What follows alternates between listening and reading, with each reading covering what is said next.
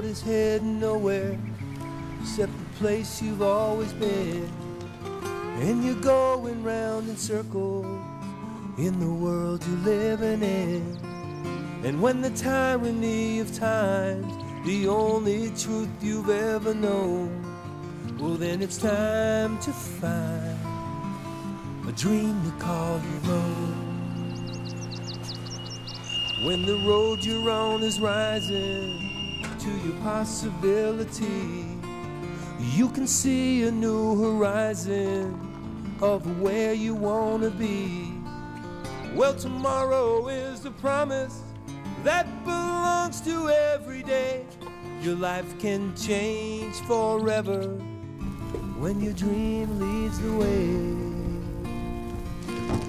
Well, it's the calling of your life, it's finding your direction. You gotta make a new connection. You gotta find a place to start. Experience the glory of living your own story. It's the calling of your life. It's a journey of the heart.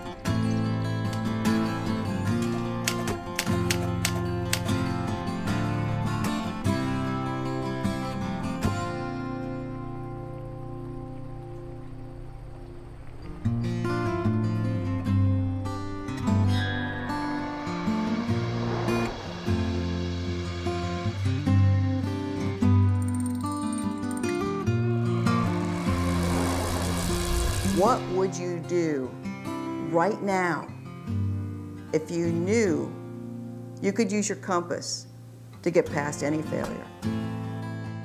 Your compass is your inner sense of direction. It's the road that's guiding you to the fulfillment of your wildest dreams.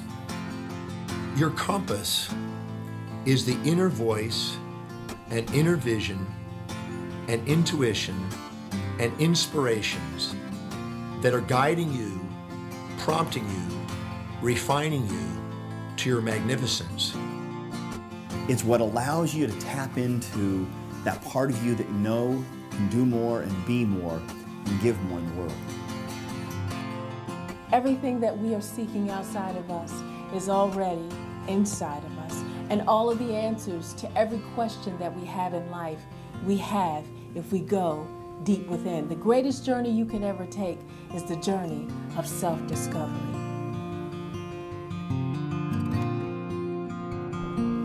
The beginning.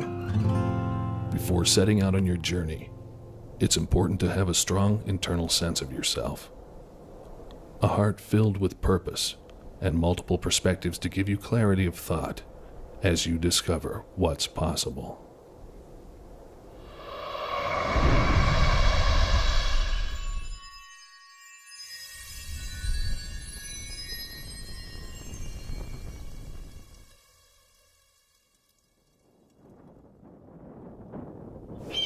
They say the first step's the hardest one.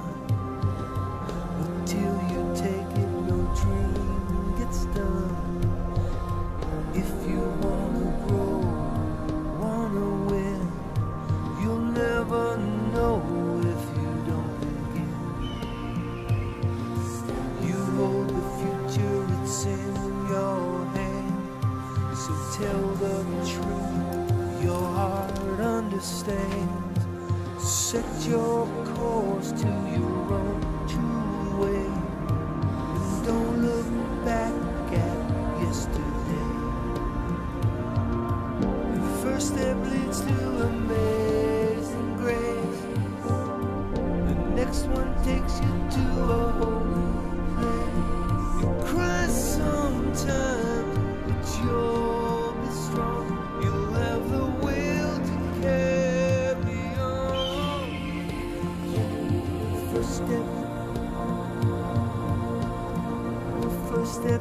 hardest one.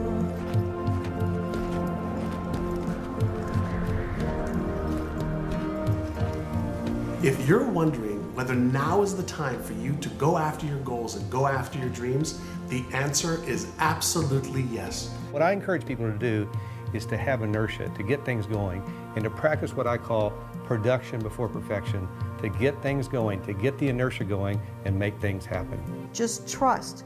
It's time for you. You can't wait for the time to be perfect, because the perfect time will never happen. You don't have to wait till you know more, do more, or be more. Your time is now. And so the ongoing realization is that wow, there's only the now, really. And you're either blurred to it or you're seeing it clearly. And when you're seeing it clearly, you'll find yourself knowing what to do. Do it. Do it. Get in the game. One of the things I talk about all the time is that one step in the right direction is worth 100 years of thinking about it. There's an old saying that goes, timing is everything. I say, there is no right time, only missed opportunities.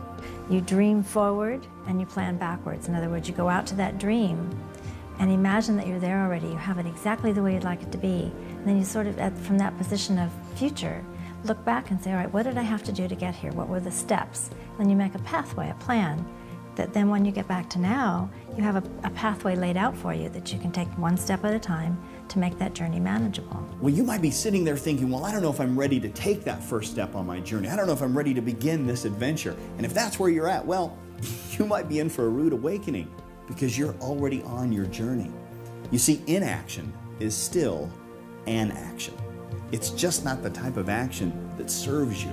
If you're not willing to risk, you can't grow. And if you can't grow, you cannot become your best. And if you cannot become your best, you can't be happy. And if you can't be happy, then what else is there? This moment is precious. Take advantage of it and go after your dreams. You may get a little scared. You may even have doubts and fears, but guess what? At least you'll be feeling like you're living and you're going after your dreams, and that is what life is all about. The next step is there. It knocks at your inner door. It's what I call the intuitive nudge that's asking you to take inspired action. It's waiting for you. It's probably tickling your soul right now as you watch this. So how do you know what the next step is? You turn within, you pay attention to yourself, and you follow your own inner guidance.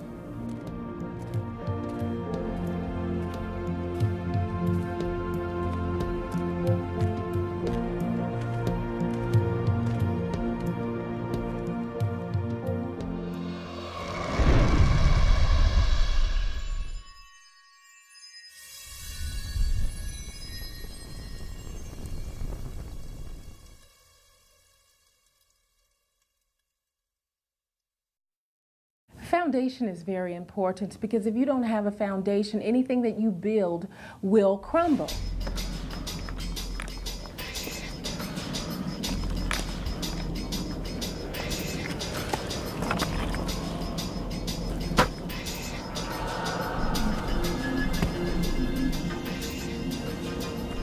As you're on your personal journey, your personal quest for success, whatever that means to you, I believe that you've got to have a foundation. And that foundation is going to be inherent in your self-esteem. Your self-esteem is what you think to be true about yourself. And the more you believe that you have the skills and the knowledge because you've done the work, the more you can do whatever it is you choose anywhere in the world and have that level of confidence and certainty that each one of us thrives to get. I think it's very important that all of us work constantly to cultivate a sense of internal love and internal power, which most people don't have. Because you don't get in life what you want, you get in life what you are. Everybody has a set of values in life, and these values dictate their destiny. And when you know your values and you set goals that are congruent with those values, you tend to increase the probability of achievement. What are your core values? Who are you being? What do you want in life? How are you going to make sure that as you're moving towards your success, you know who and whose you are and where you stand in the middle of this thing called life? Everybody needs a foundation in life, and you need that go-to place in order to feel grounded, to reevaluate who you are and where you want to go. It's so important to know who you are, what your foundation is, where you're coming from, and then know where you're going. This is the foundation that you want to have before you build a great edifice of a life. Now, the biggest single mistake that people make is they think that success should be easy, and they should be able to get it by thinking happy thoughts and rolling their eyes and getting into some get-rich-quick scheme. But all real lasting success takes a long time, and so you've got to build the foundation within yourself. You have to become the kind of person who can enjoy the success that you want to enjoy.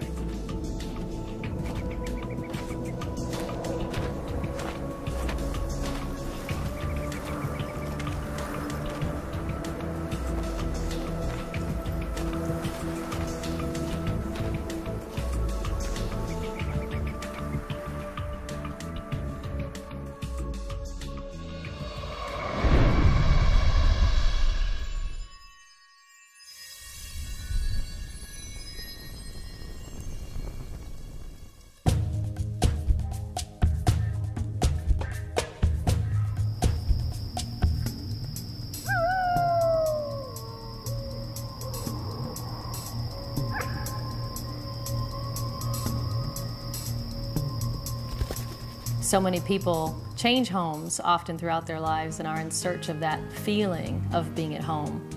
They move, they can never find it. They're never truly at rest. They seek different religions and spirituality, but they can never really find home because they never find contentment. Home can be either that place of environment where you come home to at the end of the day and you want it to be just a safe, comfortable atmosphere, calm, peaceful, energizing, whatever it would represent for you in the real world.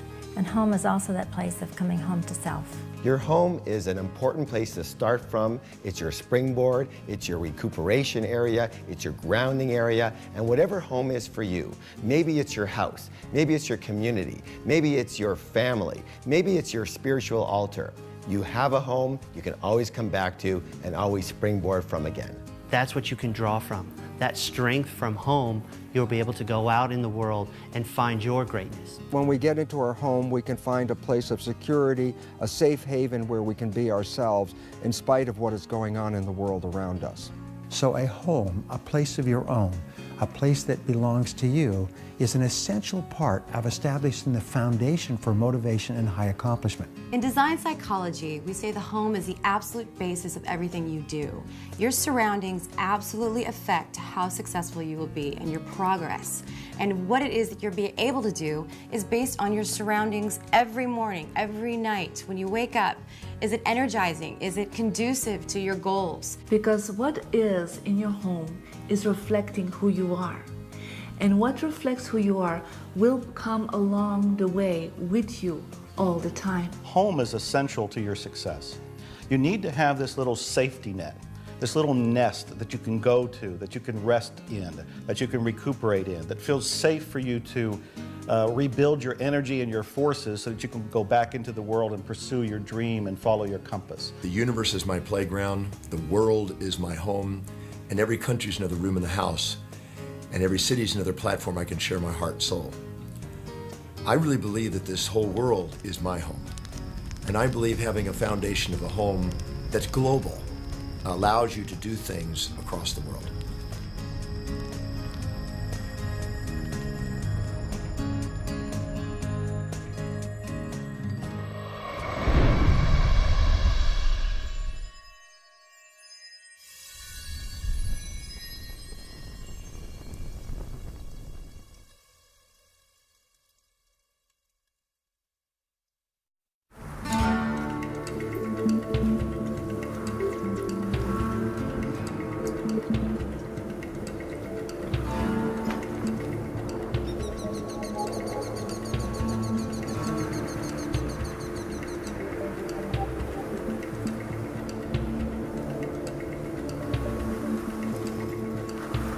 When we talk about having a vision, what we're really talking about is having the absolute clarity and the instruction of what it is we want our brain to focus on. Your vision is your end game. Without it, there can be no direction, nowhere for you to go, nowhere for you to start, nowhere for you to end. Clarity of thought and clarity of the vision is essential. The clearer the picture, the more direct the path to get exactly what you want. The question is, what are you looking at? That's what vision is about. What you see when you look out at life, and how are you going to move based upon what you see. Your vitality in life is directly proportionate to the vividness of your vision.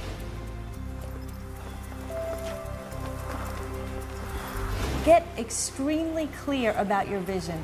Get the most intricate details that you possibly can, right down to how things will look, the feel, the smell, the colors, the motion, whatever detail that you could possibly imagine in your mind first, you can then take action on and make that become a reality. We are giving our brain the instruction of exactly what we want it to find in the physical world. We also put ourselves in a frequency to be able to resonate with anything that matches that vision. Your vision is a dream of what's possible.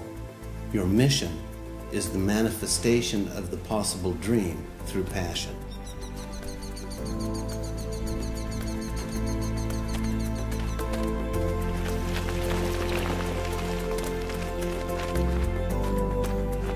Well, visualization is a starting point because there seems to be a one-to-one relationship between how clear you are about what you want and how fast you move toward it and how fast it moves towards you. But it's not enough, because then you have to do the work. Then you have to take the steps. It's good to have a clear idea of the mountaintop, but now you have to hike. Visualization is more of a first step. You visualize what you want, and then when you open your eyes, you take action. The action is what will lead to the completion of the very thing you've been visualizing.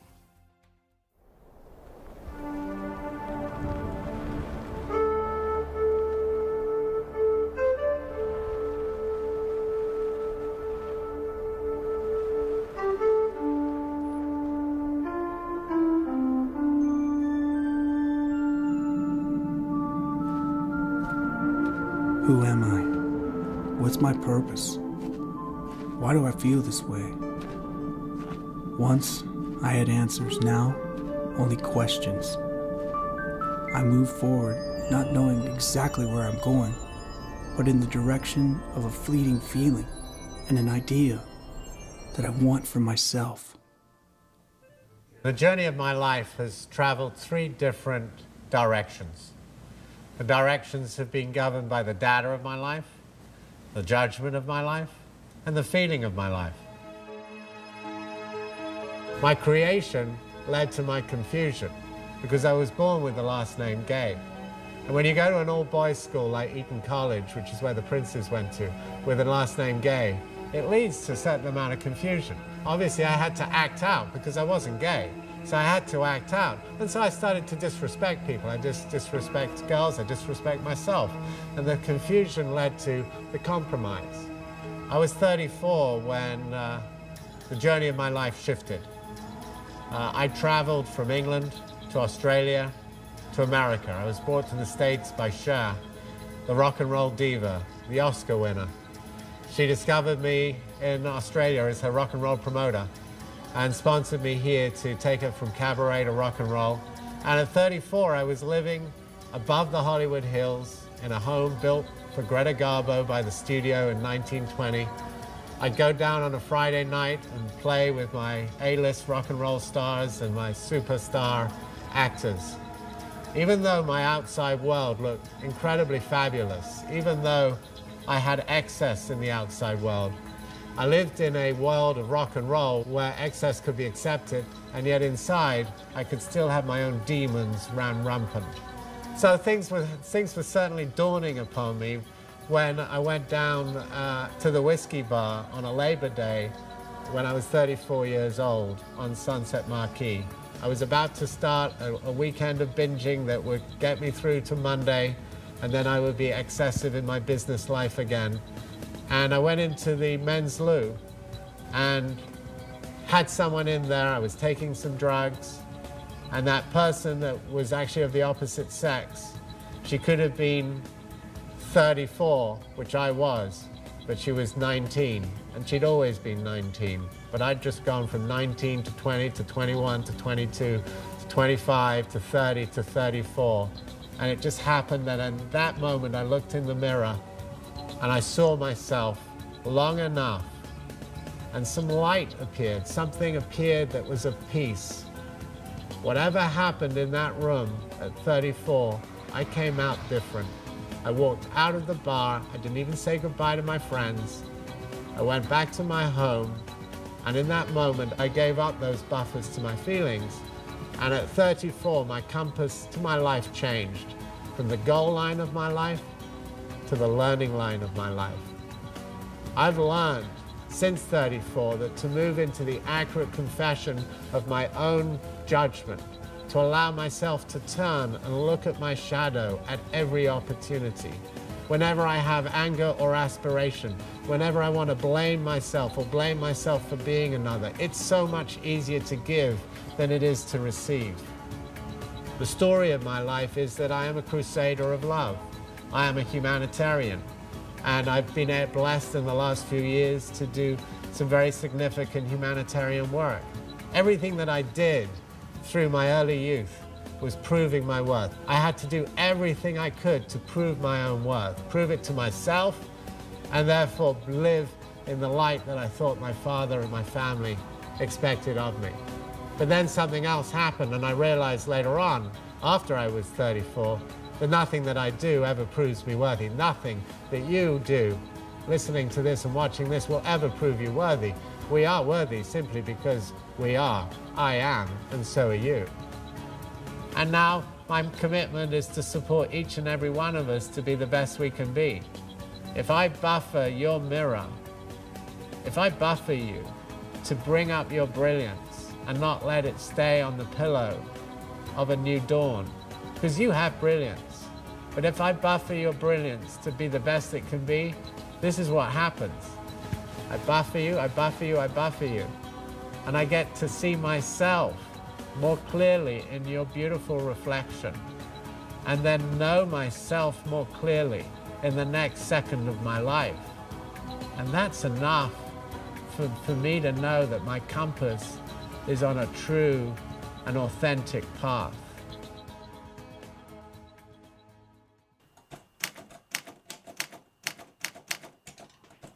On the road. You cannot control the world around you. What you can control are your thoughts, the integrity by which you live, and how you choose to make a positive difference in the world. Your life and your legacy are in your hands.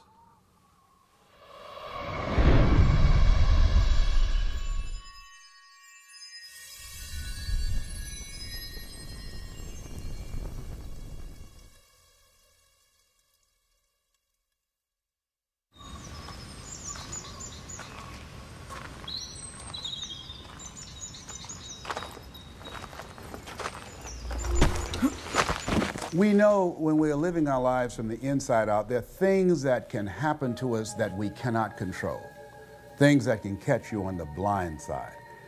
And it's a place that you go, perhaps as St. Francis talked about, Lord, grant me the serenity to accept the things that I cannot change. I can't change what has happened.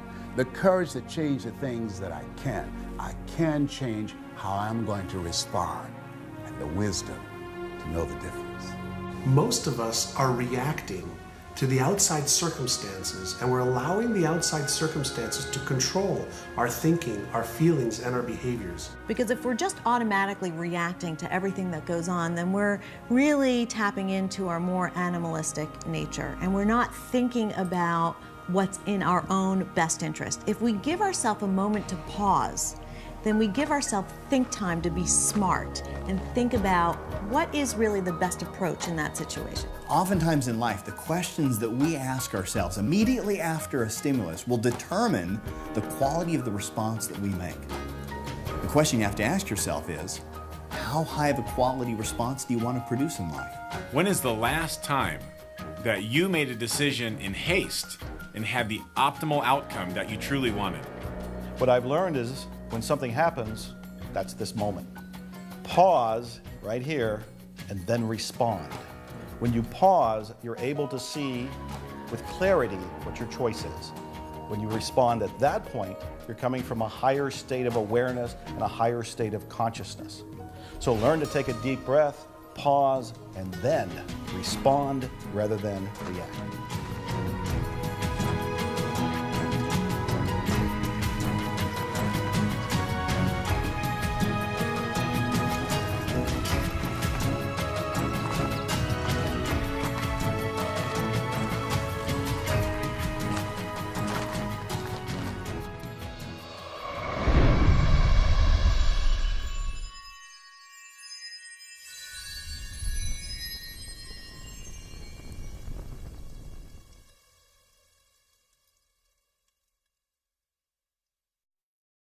Staying focused is a matter of reassessment on an ongoing basis. Sometimes our path is not a straight line. Most often it is not. So it's about gathering all the information that you have at that time and figuring out how you will use this information going forward to get exactly what you want. You're going to have a lot of failures, a lot of disappointments, but those are not things to stop you. Those are things that will build your character. And as a result of those things, you will grow through those things and begin to discover some things about yourself that you would not know otherwise. Start seeing the challenge as a part of the quest. When you do that, you can embrace it versus resist it. All you do every single day is you achieve one mini goal that moves you in the direction of something that's important to you. You will have this feeling of forward progress. You will be internally motivated. You will feel excited and positive about yourself. Your self-esteem goes up. You feel like a winner. You have more confidence if you just achieve one little goal at a time. You've got to hold the vision, even when you cannot see any tangible results or any of the activity that you're engaged in are working. And through persistence and patience, did I say patience? Yes, patience. You continue to move forward, things will begin to appear.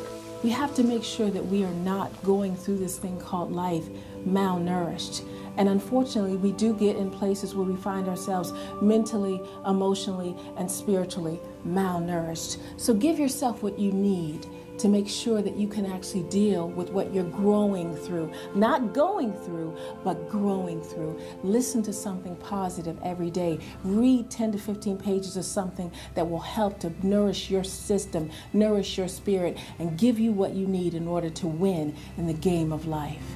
Especially on the hard days when you're getting thrashed, when life is hard, pause, breathe. It brings your attention into the now.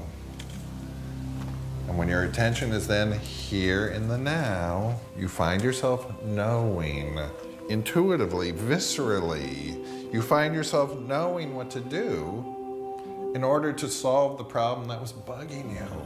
And remember that the date that it is today will never be the same again. Wake up in the morning when things seem slow, look at your calendar, and realize that that day is the last time you'll ever see that day, so make it good. It's very possible that you're being a passenger and not the pilot of your life. And you just have to take control and make that decision to live with intentionality. It's not always going to be easy. In fact, sometimes it's going to be very difficult. It's persistence and desire that gets everybody over that difficult hump.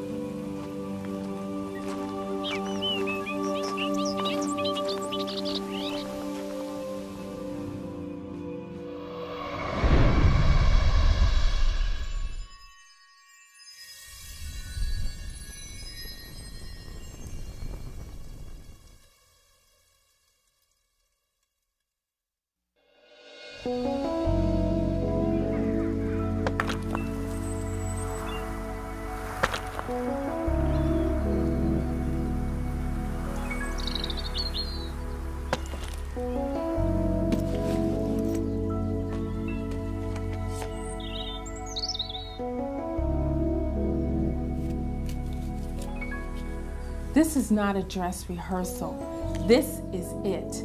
So don't hold back on your ability to give. Find ways to give. Be creative about giving. Get excited about giving. There are people that need you to find a way to give into their life. And I encourage you, as you're giving, understand that he who gives, it shall be given unto him or her. Pressed down, shaken together, running over, shall men and women give into your bosom. And to know that you're making a difference in other people's lives, I don't think that there's a better feeling that you can have to know that somehow either your time or your money is making somebody's life a little bit better. If we all did that, even if you don't have money to give, you can give your time, your energy, your talents. But whatever you give back, you get to keep.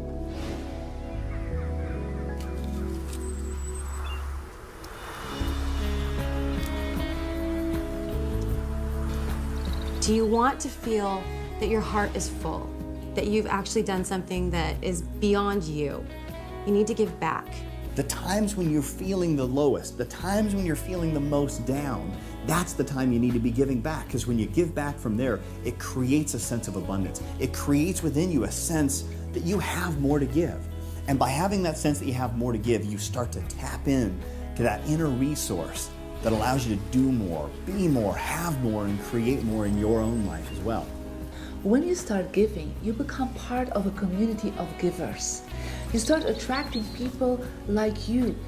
And there's nothing better than being part of a community of people that are giving back to the world, because they have a much bigger vision.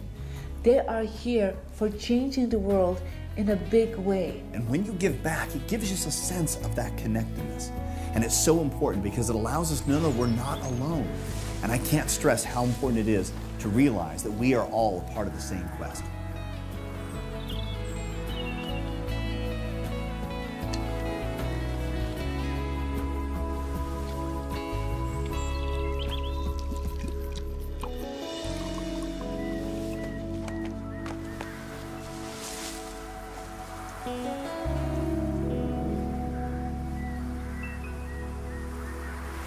Someone once said that there are two types of people in the world, givers and takers.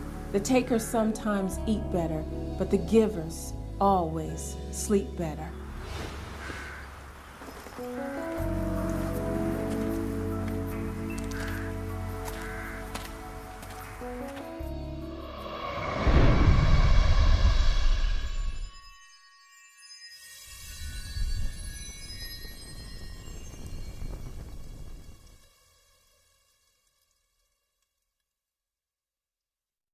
How many people do you know that sit there and say, oh, I really need to lose the weight, and then they keep eating unhealthy foods? How many people do you know that sit there and say, oh, I can't stand my job, and then they keep going back to that same job day after day after day? How many people do you know that sit there and say, oh, I'm not happy in my relationship, but they go home every day to that same person that they don't love anymore? You cannot invest any more in a future that doesn't exist. Life is unpredictable, and you've got to be flexible and versatile and be willing to make the adjustments necessary that will move you in the direction of your goal. And you've got to ask yourself, am I on course? Am I seeing the results that I want to see? You've got to monitor yourself and continue to execute in the direction that's giving you the most positive feedback.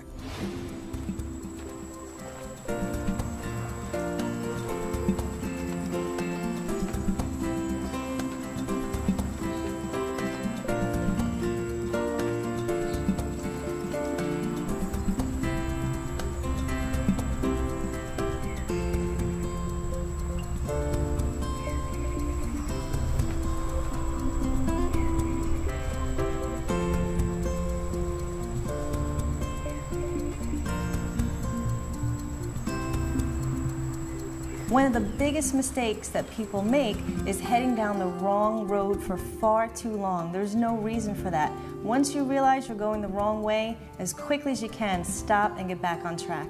It is still a learning experience. Once you figure out what the lesson is, put on the brakes. Don't go any further. Lesson learned. Take it with you. Put it in a safe spot. You can use that information later and then move in the right direction. Think in terms of when was the last time you had a big east to west smile on your face? When was the last time you felt joy in your heart? And when was the last time you knew you were on track? And then put together a plan of action of how you can get back to that place. If you're going down the wrong path, do you really want to change? And if you do, step back and say, I want to change. And whether you're going down that path for 1 week, 1 year, or 10 years, you have the right to change. It's your life. One small move in another direction can be right for you and take you from going from stuck to unstuckable. And when you're in that situation, there's no stopping you. It's like going from being stopped to being unstoppable. And when you have that feeling, it's amazingly empowering. So if you feel that you're doing something that is not good for you or is not going to help you with your final destination, be aware, be smart, and make a different choice. It's that simple.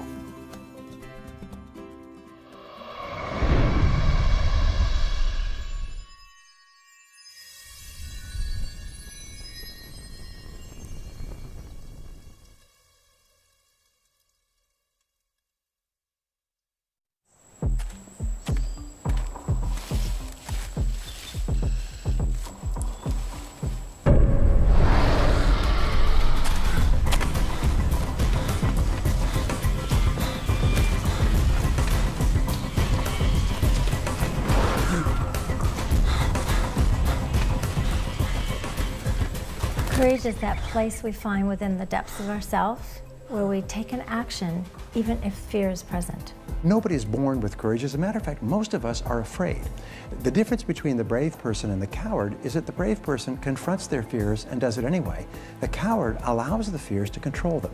Fear, what is that? False evidence appearing real. We have to find a way to move beyond it and to be unstoppable and to be relentless and know that we can be the courageous beings that we were designed to be. Courage is something deep within that allows you to step forward, step into that greatness, step into the risk, and do it anyway. A big part of courage has to do with one's confidence. If one takes the unknown to the known, you will become more confident. Take the unknown to known by doing research, by gathering information, by reading books, by really pulling information. Every way that you can take the unknown to the known, you'll be more confident. More confident, more courageous, more action, more success. You have that spark of greatness in your heart. You have that calling, that pull that is saying, let's take that difficult path. Let's hit that summit. Let's take that adversity and let's meet it with full force and with courage. And when you start to feel courage, it seems like the universe supports you with that and gives you more. Gives you more energy to accomplish the things that you want to accomplish. What are you doing right now that's scary? You're not scaring yourself. You're not stretching yourself. You're not empowering yourself. You're staying safe. And as far as I'm concerned, if the fear isn't great enough, then the goal probably isn't big enough. So even if you're afraid, take that first step. I promise you won't regret it.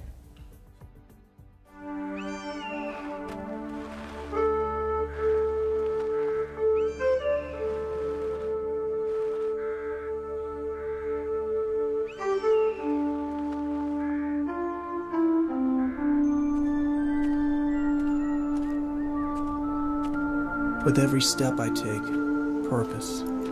Every path, opportunity. Every failure, confidence. When I didn't think there would be a tomorrow, there was. I am still learning.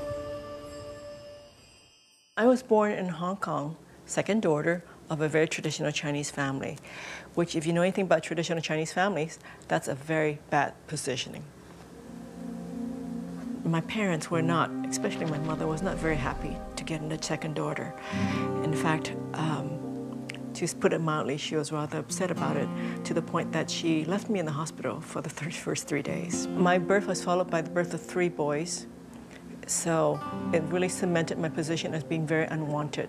And from there, I really experienced what one would call being an abused, neglected child. From there, I was blessed to have a grandfather who gave me my name, Hey Li. With that name, I knew that somebody really cared about me and thought I was worth something, that I was going to be destined to be something great.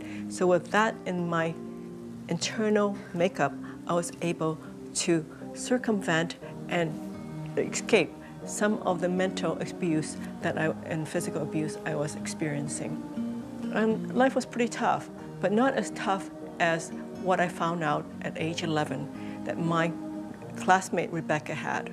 She and her family of 5 total lived in a room and shared a kitchen and bathroom with 2 more families, and they didn't even have enough to eat. I realized that there were people in life in even much worse shape than I was, and I wanted to make a difference in their lives because it didn't seem fair, it didn't seem just that with 2 working parents that they couldn't feed and clothe the family properly. And so my mission in life, my compass point was to make a positive difference. Armed with that knowledge, packed up my bags and came to America as a young student, working my way through school, did my undergraduate and graduate degree in 4 years in foods and in nutrition and economics, my master's in economics, so that I could go help make a positive difference in people's life. I stepped forward again, found a job with a company that had the same perspective as I did, and more than that, they were willing to take me as I was, a small immigrant woman of color, and take me and rate me and promote me based on my merits. Great story for me, because having been discriminated on every account by that time, that was a wonderful place to go work, make a difference. And that was May Department Stores International, which is now known as the Macy's Group. I joined them, and as they can say now, the rest is history. I went from there, Vice President of Nike, President of Reebok Apparel Products and Retail Group, and CEO of Veda. And leaving all that to start my own foundation, because I never forgot, whether when I was working as a corporate individual or as a personal life, that my purpose, my compass, was to make a positive difference. So when I was with Reebok, we were able to establish labor standards throughout the world of how our manufacturers would treat their employees. What kind of hours they could keep, what kind of ventilation, lighting, all the things that so many of us in America take for granted had to be established. And there was something that made a difference for all the workers that we work with, but eventually the whole industry. It was something I'm really quite proud of, because I remember the times when I was young and did that myself. People ask me at times, what about your mother? What is she doing now? Isn't she so proud of you? And the short and long answer is, well, no. And people are so disappointed when they hear that. They think, oh, that must be so devastating. But I say, stop for one moment. If you're looking for approval from outside, whoever it is, you will never be happy. You have to allow them to be who they are, and for you to be who you are, and just accept that. My father died many years ago in a plane crash, but before he died, I felt like we had peace. Even though he never told me in so many words he was proud of me, I know in some level he was. So for me, I'm very at peace with my family, and I appreciate who they are, who they were, and what they've given me, and I'm really very grateful. The one thing I want everybody to know is that you, every one of you, have what it takes to get what you want. It's inside of you. Just go back inside. Don't listen to the tapes from outside, from everybody else telling you what to do, what to love, who to date, what job to have, what car to drive. You know what it is that you need. Go back to your inner wisdom. Listen to your voice, the voice that has been silenced by all this outside tapes.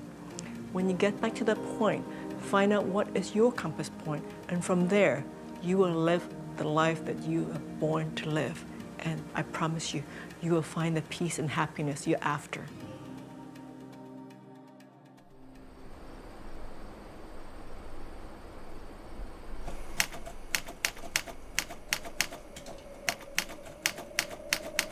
The journey within. Perhaps the greatest journey you can take is the journey into the hidden treasures of your mind and the eternal wisdom of your heart.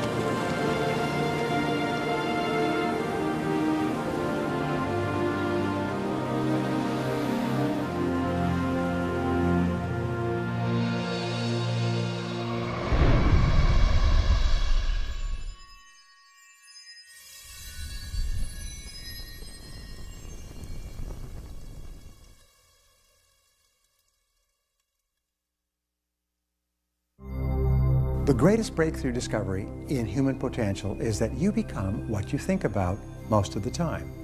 The second greatest discovery is that you become what you say to yourself most of the time as well. Psychologists have determined that 95% of your emotions are determined by how you talk to yourself as you go through your day.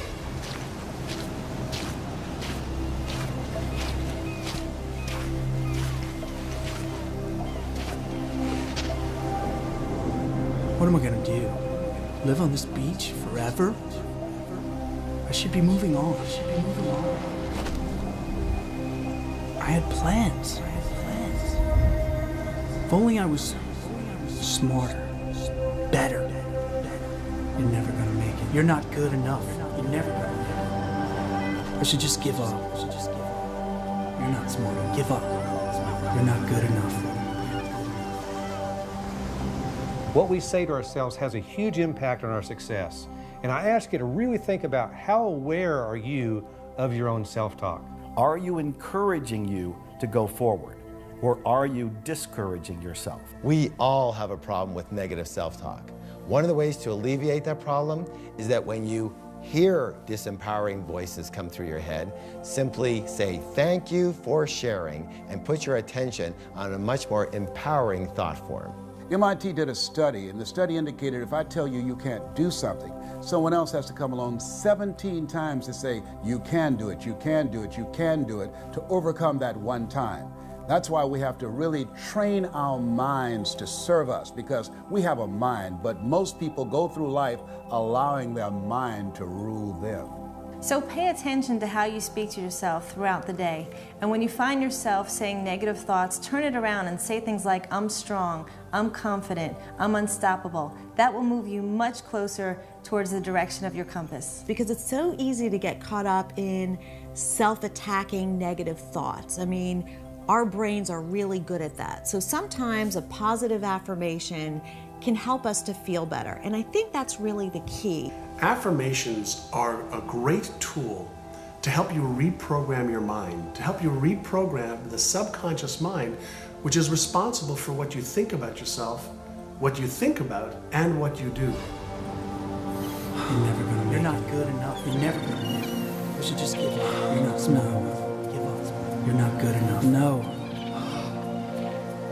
I won't give up. I will carry on. I am strong. I am smart.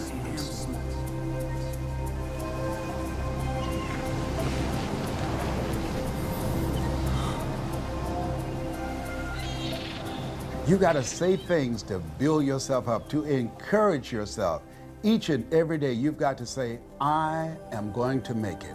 I will never stop. I will never give up. I think affirmations are wonderful under a few conditions. You need to make sure that they're true, they're accurate, they're attainable, and they're done on a consistent basis to where you can yield the results that you want. And affirmations are nothing more than declarations that you choose that'll help you achieve your goals. They're the pillars for the vision of your life or your business.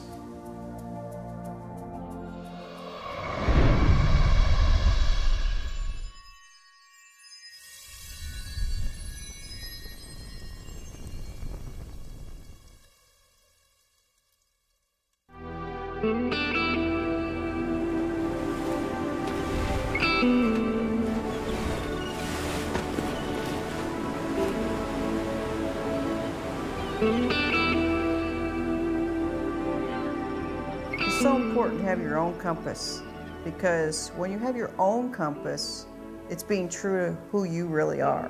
There have been times where somebody has tried to follow in the path of somebody else, maybe a father, grandfather, a mentor, and they found that it was like putting a square peg in a round hole. It just didn't fit. There's something that we're meant to give to the world that only we can really know if we just plug into ourselves and somehow plug into an intuition or inner drive. No one else can tell you who you should be in the world. It's just not the way our minds and bodies are meant to work. You need to look deep inside you, because the things that truly will allow you to grow and to get to your greatness all come from within you. You got to go inside and find those things. Let them come out. Only you know exactly what you want in your life and how you want to get it. And therefore, relying on others may not get you to the final destination that you perceive. And the reality is, if we utilize someone else's compass, we can find ourselves lost. We can find ourselves on a dead-end road. We can find ourselves in the midst of a war zone that had nothing to do with us. That would be a total waste. I mean, to actually go through your entire life and not have lived it. If you're so busy trying to use someone else's compass, live their life, live what expectations are from the outside, you might find that your life was really worth living. You have to follow your own inner compass because that's the piece of the puzzle that helps make the whole world come together. I have my piece of the puzzle, you have your piece of the puzzle. They're different, but when we put them together, it makes this beautiful whole that can't be done unless you follow your own inner compass.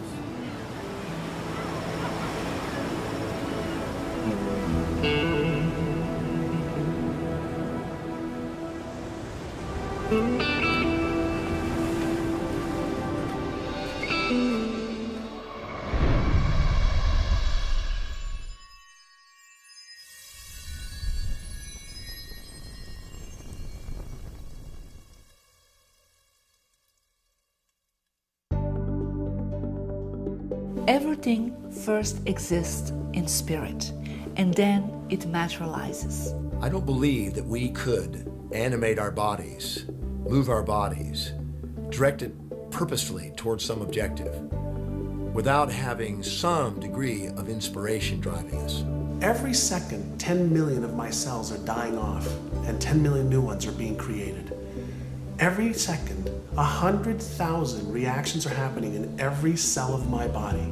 That's 10,000 quadrillion things happening in my body without me thinking about it. That's the spiritual side of my being. That's the intelligence that gives me and you life.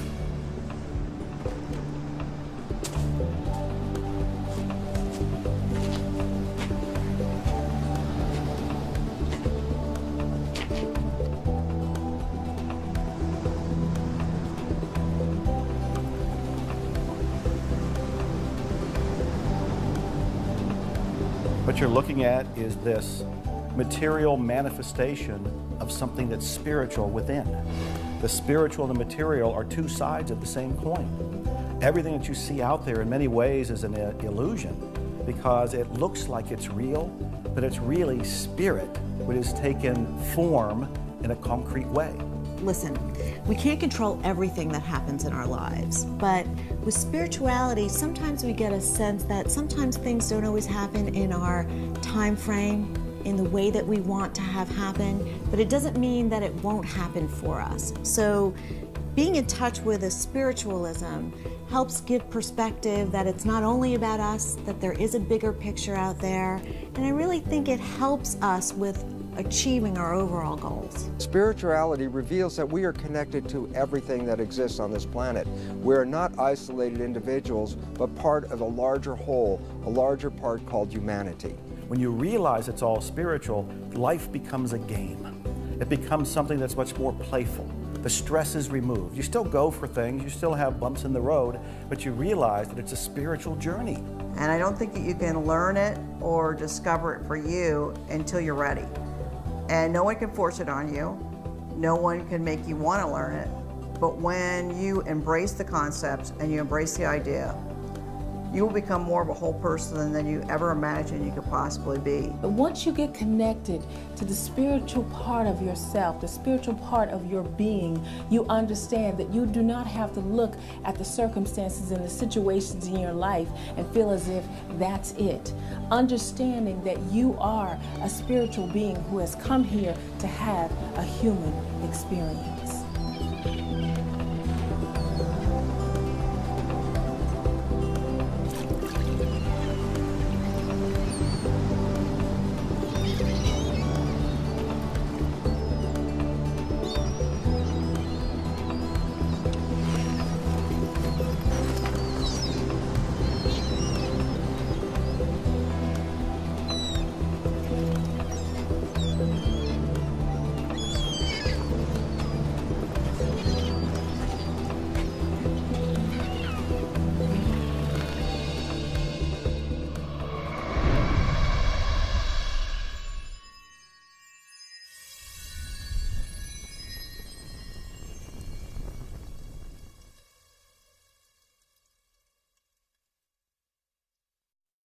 Determination is never giving up. No matter what happens, no matter what the bumps are, you keep going. You take a deep breath, you look within, you realize that you can achieve anything.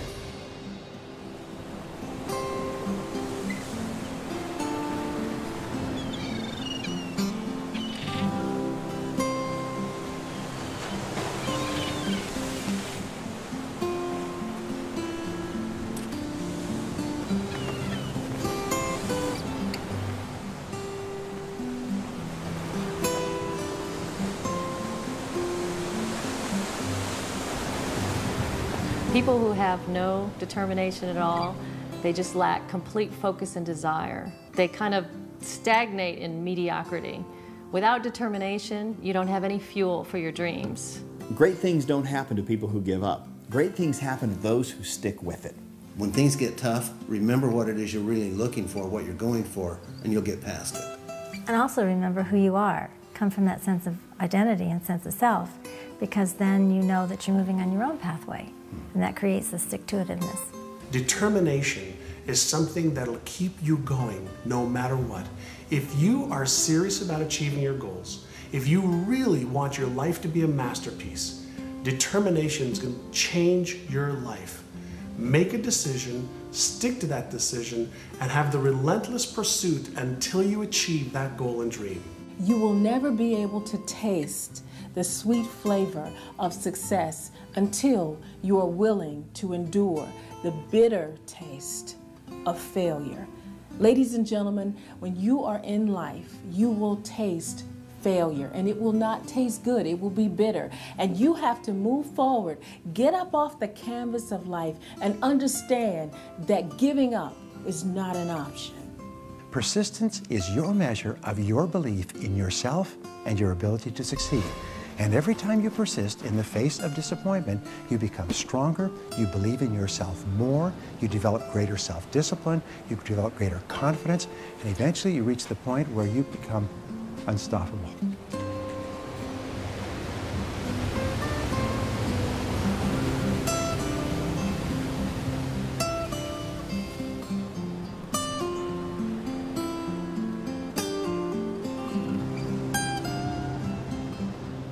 Nobody has to get you up in the morning to do what's truly most important to you.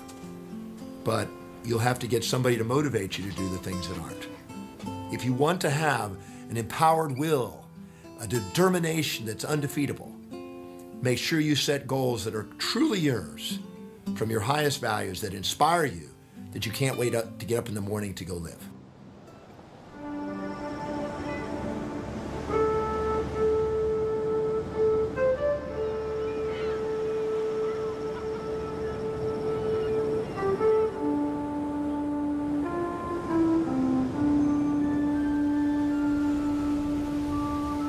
I've made one of my greatest discoveries, peace. It was buried deep within me, and now I can finally see. I see the road ahead, and for the first time in a long time, I can see myself. My life was not meant to be spent inside a cubicle, so I made a decision right then and there to follow my dreams, to find something that I'm passionate about, and to chase that career of adventure. I'm originally from Texas and then grew up in Virginia and ultimately St. Louis. And ever since I was a kid, I was always getting into trouble outdoors, running around, playing with snakes, running through the creeks, digging in the mud, and just loved being outside. I would leave in the morning, I would come back at night for dinner, and that's what I would do every day. And that led to really enjoying and loving being in the Boy Scouts. Looking back, I see what a huge impact the Boy Scouts and becoming an Eagle Scout had on me. It gave me the confidence as a kid that I carried with me in life. I let successes like this drive me, not failures. So for me, it was, I realized, hey, I can set my goals as high as I want, the highest thing there is in Boy Scouts, and achieve them. And from there, it just led, in life, I've always tried to set high goals and go about achieving them. So Boy Scouts to me was a very instrumental part, a huge stepping stone to my life and the future ahead. In high school, my focus was on academics and sports. I played football and loved every minute of it. Then, when it was time to go to college, I decided to narrow that focus and major in business because I thought that would give me the most options outside of school.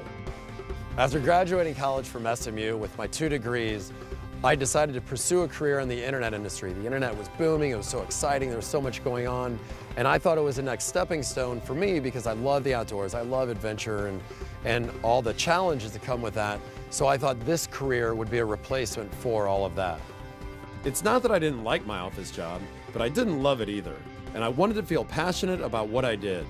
I wanted to feel the way I felt when I'd summit mountains or swim with sharks. So I had to figure out how I could make that my career. And then totally out of the blue, an opportunity came about to be on the show Survivor. And it came about a month later. I'm stuck on an island in Panama, not knowing what's going on, but realizing that when every single thing was stripped away, money, anything material, everything taken away, I was as happy as I've ever been. Just living off the land, catching food, you know, playing this challenging game, but at the same time very strategic. So I was using a lot of the things I learned. A lot of the skills as an Eagle Scout definitely came into play. And then that show ended and I went back to my regular job. Then I really started thinking, my biggest passions in life are outdoors, adventure activities, and challenges for myself, both physically and mentally. My compass really moved me. When I got back from Survivor, I went back to my job, and while I was happy in my job, I was being challenged, and it was a great career path that I was on. It just wasn't really my passion. I wasn't running out and telling people, oh, listen to my new project, listen about this and that. So I started looking for something else, and my compass really changed when I started to go into adventure travel and when I started a production company. And I started not loving what I did, but doing what I loved. And that was the biggest change in my life. And now I'm doing every single thing that I would be doing in my spare time as part of my job, and it's unbelievable. Everyone has something that excites them, that moves them. Unfortunately, some people don't have jobs that affect them in that way. I know change may seem intimidating, but it's essential in life, and all of us have what it takes to make these changes that will make us the happiest we can be. Right now, I'm happier than I've ever been in my life, and it's because I'm really living my passion. My job is working in production projects all over the world where I get to share my adventures with people and tell stories, and I'm growing myself, I'm teaching other people, and it all happened because I really went out and I chased my dream to do something outdoors, to do something that involved travel, but to still use my education and running productions and being involved with all of it, and it's unbelievable. Now I know everything that I do may not be for every other person. Some of it might be a little too dangerous or uncomfortable or just flat out not fun, but the bottom line is I'm doing what I love and what I'm so passionate about. And I think, you know, life's too short not to do that. So the one thing I would say to people is go out, find out what you love, set a goal, go after that, stick with it, and chances are you're gonna be so much happier than you are doing whatever you're doing today if it's not along that line.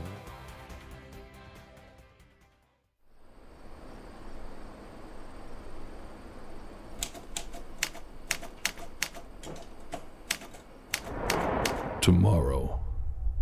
Life is unpredictable. You don't know what tomorrow will bring, so embrace the future with valor and continue to blaze your own extraordinary path.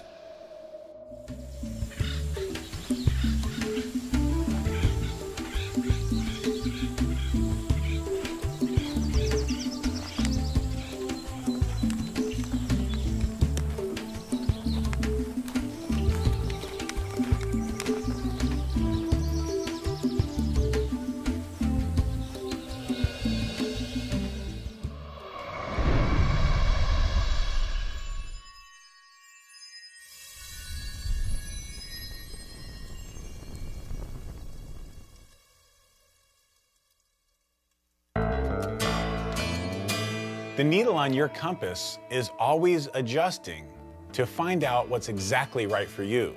What's important is that you need to do your part, and that is to watch, to learn, to listen, to hear, to pay attention, and to take that advice that you get from inside to guide you in exactly the right direction.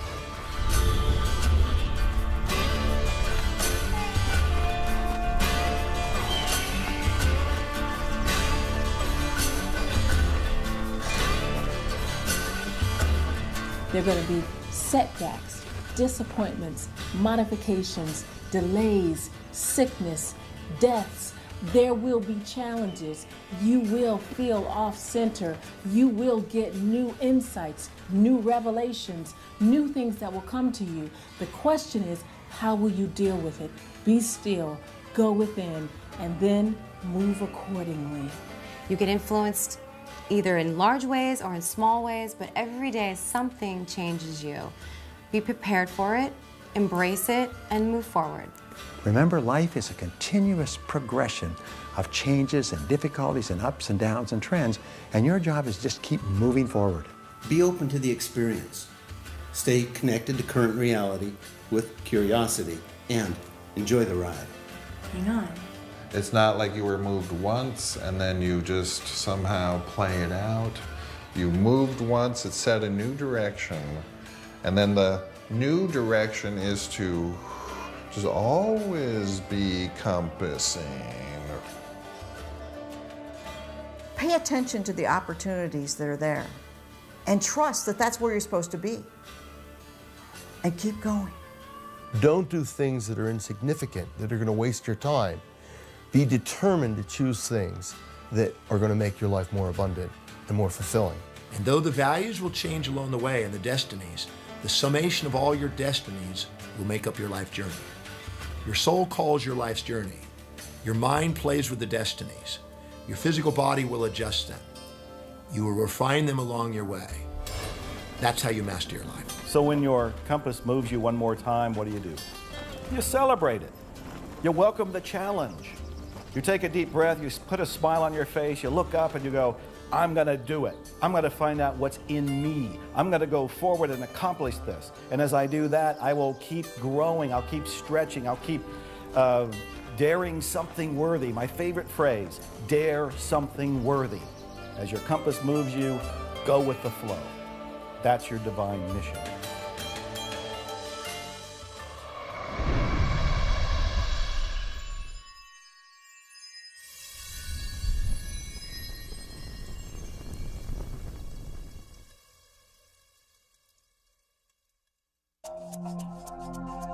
Gratitude is one of the most important emotions that we can hold in our life because it recognizes that we are living in harmony with the universe and accepting what the universe has to offer.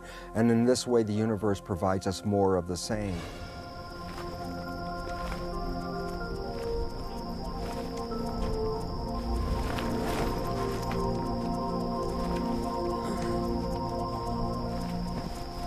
Gratitude is essential, because gratitude is synonymous with appreciation.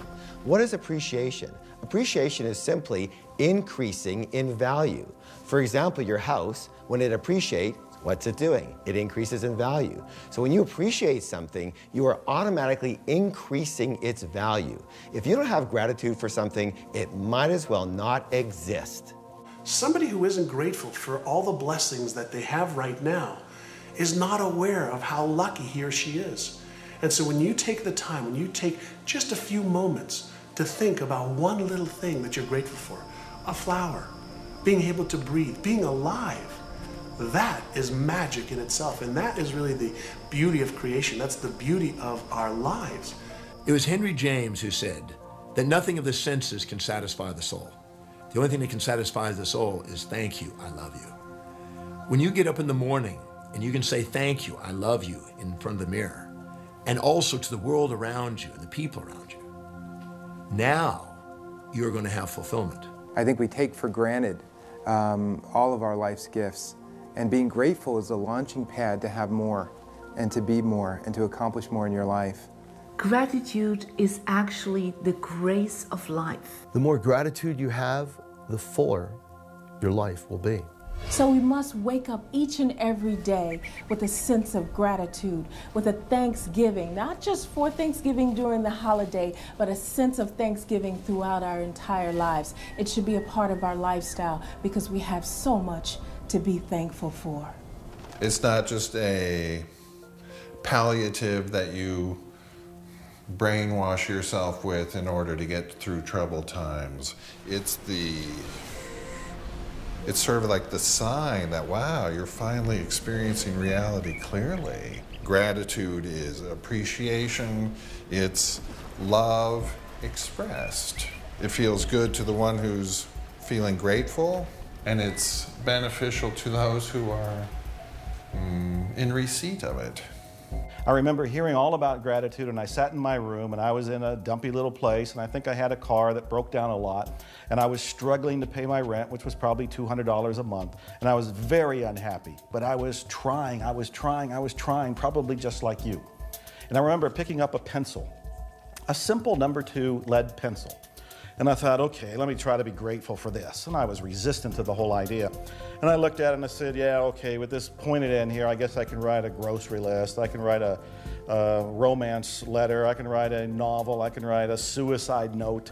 There's all kinds of things I can do. And I started to shift a little bit and thought, well, that's kind of amazing. That this little piece of wood with this little piece of lead, I can actually do things that would change my life. I can write affirmations with it. I can write intentions with it. I can write out my vision with it. I can write out all kinds of things. And then the other end, if I didn't like what I wrote, I can erase it. And you notice I'm smiling now as I think about it because I'm remembering the first time I actually did this. I began to feel genuinely grateful for the pencil. For the pencil. And as I felt grateful for the pencil, I would look around my room and I'd go, there are people that don't have this.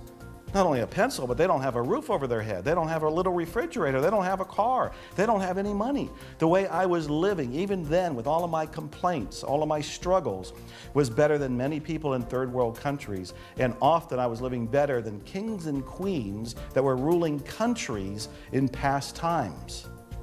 And as I realized all of that, I changed. Now today I have this wonderful lifestyle, and I have a car collection, and I have all these books out, and I have a country estate, and I have a hot tub.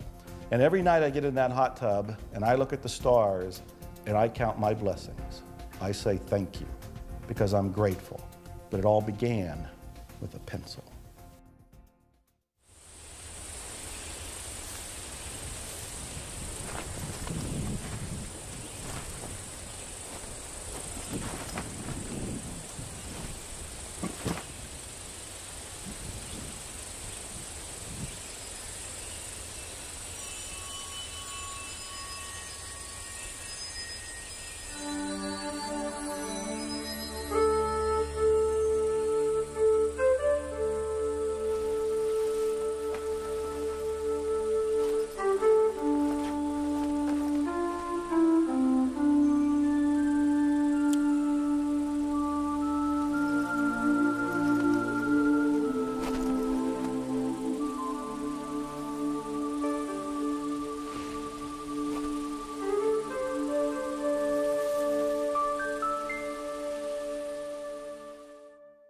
In April of 2005, I woke up in the morning with what I thought was a bad case of the flu, and Carol, who was just my girlfriend then, insisted that I go to the hospital, and I went to the hospital, and they didn't know what was wrong with me, and when I woke up 3 weeks later, I was in a different hospital and had no hands and no feet. I was born in Portsmouth, Virginia in 1954. My dad was in my opinion, a Navy hero. He was in Pearl Harbor when it was bombed. And I was raised the first 3 years of my life in Washington, D.C., moved to Chicago when my dad was stationed in the Navy base, the Great Lakes Navy base. And then because of the health of my mother, who was a rheumatoid arthritic, we moved to Arizona in 1959 to keep her on her feet, and she stayed on her feet for another 30 years after that, so that was a good choice.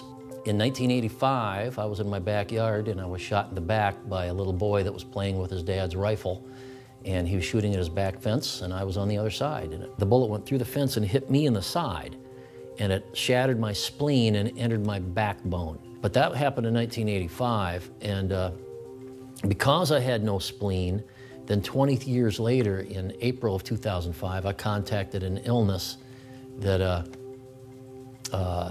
caused my amputations. Jeff was in a coma in the hospital, and everyone was telling me, all the medical professionals were telling me that he was going to die, that he wasn't going to make it. And I had accepted that as a very likely fact, but They wanted me to sign a DNR, and I couldn't do that. I just knew that Jeff wouldn't want me to do that. I went outside, I was a smoker at the time, and I went outside and sat on my smoking bench, and one of the nurses had given me a bookmark. And on this bookmark there was a poem that says, "Don't give up." And I read it, and it moved me, but I put it in my purse and went out for a cigarette, reached in for a cigarette, and every time I reached in my purse, I came out with the bookmark. And I kept looking at it and putting it away, and then I realized that that was it. I had to just not give up. Now you have to understand that every medical professional at that time was coming on down on her pretty hard. Let this man go. His life is not worth saving at this point. I don't even think we can save his life, even if we tried. And she was the one that said, no, you are going to do everything you possibly can. When the surgeon came in and looked at Jeff and said, he looked at him for maybe 10 seconds, and then he turned and walked out of the room saying, I'm not going to do it. I ran after him, grabbed him by the shoulder, and turned him around and said, you have to do it. Someone has to do it. And he said, no, he'll die on the table. I'm not going to do it. And I said, he'll either die on the table or he'll die right there in the room. He has to have the surgery. He can't live without it. He said he's going to wake up with no hands and no feet and hate you forever. And I said, so be it. And I hate this woman so much that on June 11th, 2005, just barely over 2 months after this happened to me, while I was still in the hospital, I asked this woman to marry me. And we were married by the hospital clergy in room 105 in telemetry, in the same hospital in which the amputations happened. When I had woken up and realized that I had no hands and feet, I was really inundated with visitors, colleagues, ex-students from years back that I didn't even remember. But I remember one of the department heads that I had came in and he said to me, Jeff, you're at a crossroads right now. You can either lay there and feel sorry for yourself, or you can use this as a springboard to go out and change lives. It was a wonderful, positive thing to say. And I can remember while I was awake, my principal had called me up several times. And he called and talked to me on the phone, told me about the wonderful things that were happening at the high school where I was teaching. But he always finished up the conversation with, can you give me some sort of timeline for when you're going to be back in the classroom? When all the medical professionals were asking me to apply for Social Security and go on disability, and he didn't give me that option. Every conversation ended up with, I need to know when you're going to be back in the classroom. And less than 8 months later, I was sitting in his office getting ready to start teaching again full-time in January. I will never, ever believe that God did this to me, but I do believe in my heart that God kept me around for a reason. Something that I really live my life by now is I'm not going to let the things that I can't do get in the way of the things that I can do. And there's a lot of things I can't do, but there's a lot of wonderful people out there that have helped me through this. A lot of new wonderful people that I've met, and a lot of wonderful people that I've yet to meet. And life it's wonderful. One thing I would like to leave you with, I always remember from The Music Man, when Professor Harold Hill was waiting for Marion the librarian to come meet him at the footbridge. And she came down and she said, I almost didn't come. I think we should do this tomorrow. And he said, oh, Miss Marion, if you pile up enough tomorrows, all you'll find is a bunch of empty yesterdays. And for those of you that have anything wrong with you at all, whether it be an amputation, whether it be a loved one you lost, any crisis in your life, don't start piling up empty yesterdays. Get up and live, because you get one get-go in this world and that's it.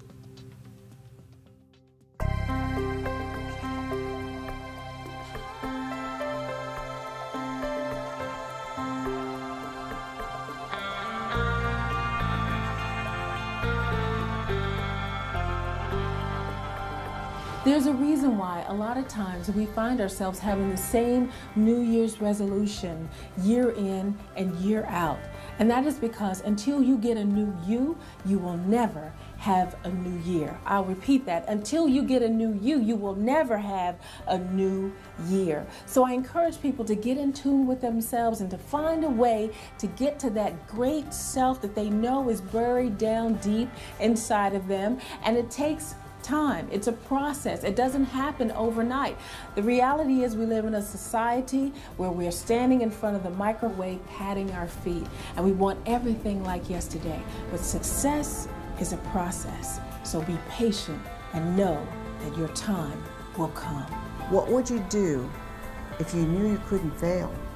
That's when you use your compass. That's when you trust that your compass is there to guide you and you go for it. It is extremely powerful to set your own compass, be true to your own highest values, be clear on your own inspirations and vision, and follow the path with a machete and create a completely new trail that's true to you. Keep this in mind. For every moment you spend focusing outside of yourself, trying to find an answer, you're sacrificing 1 minute that you could be looking inside yourself where the answer's been there all along. Imagine you're going down a 2-lane road. You have speed bumps on both sides that tell you when you're going out of your lane. As long as you stay in your lane, all is well. You're following your path. When you hit one of the bumps on the right or on the left, all it is a little jolt. It's waking you up to say, oh, get back in your lane. Stay on your path. Follow your compass. It's not thinking about the ideas. It's not becoming aware of the ideas. The most important part of our life is actually putting the ideas into play and using them to run our lives. That makes all the difference in the world. How many opportunities are you missing? They're right there, right in your backyard, that you're not acting upon. Listen to your intuition, what is called the still inner voice, that little voice that will always guide you to do the right thing for you. Never go against your intuition. When you listen to your intuition, when you listen to your heart, there's some great power in the universe that will guide you unerringly to doing the right things and being the right person in the right place for you. Confronted by a challenge and you feel you're literally hanging from a cliff. Instead of focusing on the fall, it might be wiser to focusing on how it's strengthened your hands. It's making you determine what you really want in life, your goal, and maybe giving you an opportunity to show that you can conquer any obstacle and actually go from the cliff hanging to rising above the cliff and getting to the peak.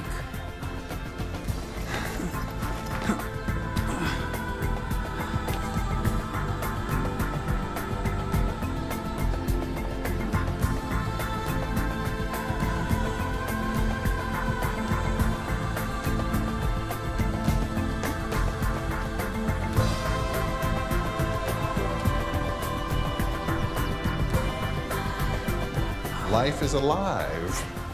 And when you get into the flow of the movement, it'll feel like you come to life. It'll feel like you come to life once again.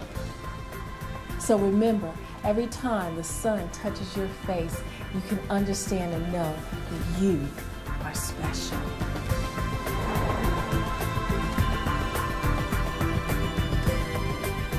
As long as we're moving in the direction of our goals and our dreams and we hold on to our vision, we will achieve every single goal and you will achieve every single goal that you have.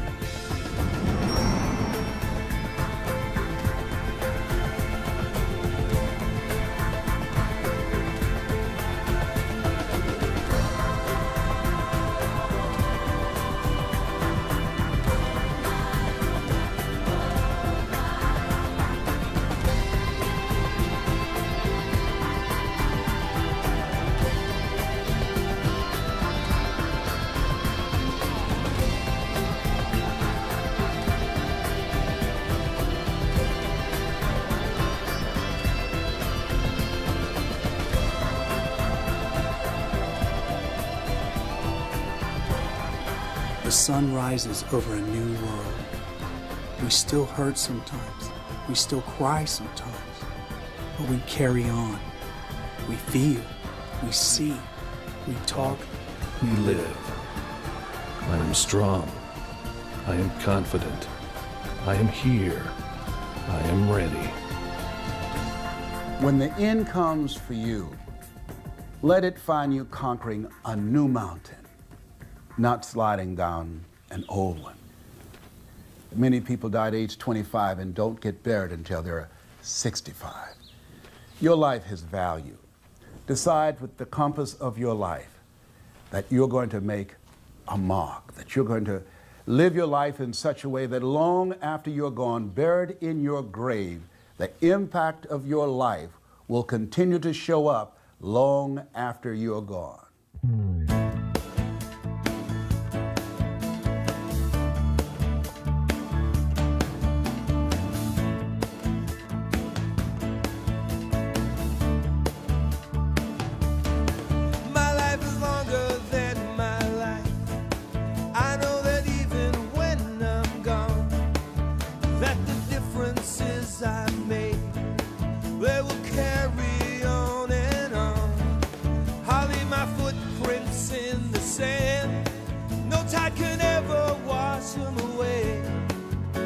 Tomorrow is the only truth.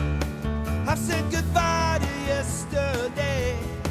Well, my playground is the universe. The earth is where I live. I won't live my life in reverse. I have way too much to give. Oh, there's a compass inside of me that points the way to destiny. And when I chase the farthest goal, I know I'll find my deepest soul. Well, there's a compass inside of me that points the way to destiny. Every moment, every day, I'll let my compass lead the way. Well, my compass is leading the way. My compass lead the way. You know I'm ready to begin. I'm strong